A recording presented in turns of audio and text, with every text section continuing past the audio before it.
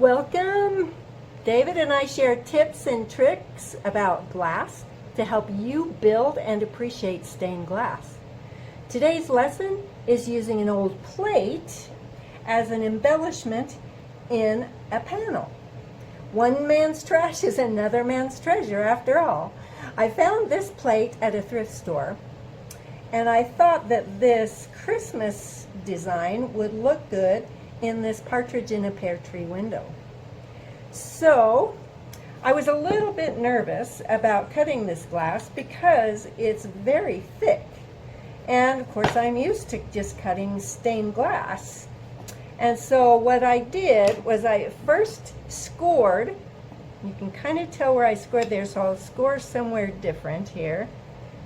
So I scored and then tried to break with the running pliers. And that was pretty tricky. It's very thick. So what I ended up doing was using my nippers.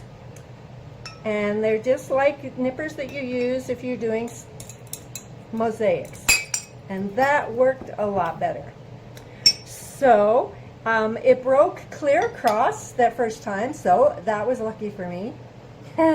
And well, after all, faith exceeds fear when you're trying something new. You don't know that you can't do it, you just try it.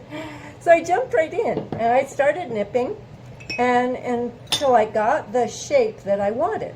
So I went around,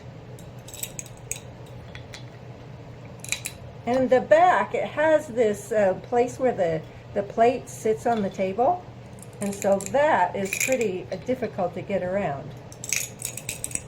All right, so what I did is I nipped as much as I could, and then I don't think of it as cheating, but I did go to the Taurus saw, and I used the saw to get along there so I could get it right where I wanted it.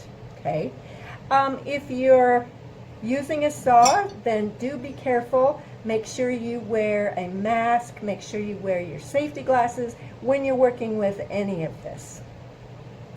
So then what I had to do was figure out, what piece that I wanted. I wanted a lot of this holly and the berries, so I chose a piece that I knew would be long enough. So, this one would work. And then I marked it where I wanted, where it should come to fit into my pattern. Now I had this pattern already drawn out with just kind of some designs in there, and it was bigger than what this plate edge was, and so I had to adapt the pattern to fit in that piece. And you got to do what you got to do.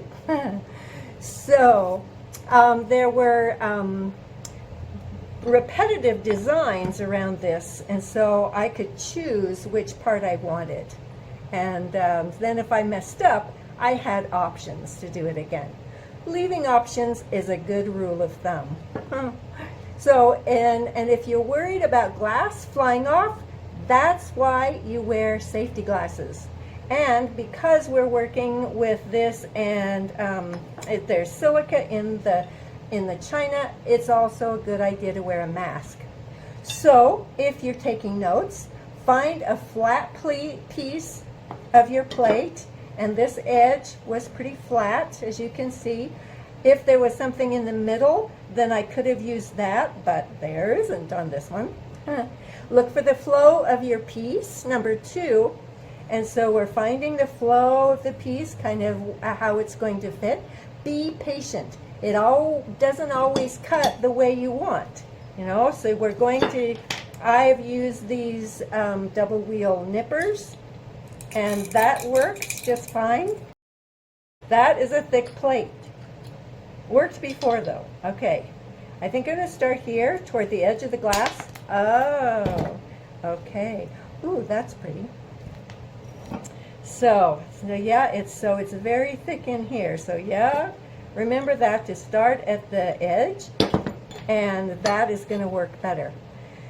So, and we talked about number 3, how you may have to adjust your pattern to adapt to the shape of your embellishment. And 4, try new things. I looked for a tin, a little metal tin, and I still might want to try that. You can use stones, shells, I guess belt buckles. Not sure if that will work. I just thought of it. And so here it is. So it's ready to foil when I've cut out all the rest of the pieces. And I did use a Taurus saw to trim it up, and a grinder, although it's hard on your bit to grind these plates, so be careful with that. So if you like this pattern, I'll have David put it on our Etsy store when I'm finished, and then you can make one too. So here it is, ready to foil, and so go shopping for fun plates and things to put in your window. And if you like this pattern, you can look on our Etsy store later. Until next time, build and appreciate windows that make you smile. So, it's been Jeannie in the Glass Studio. I'll see you next time.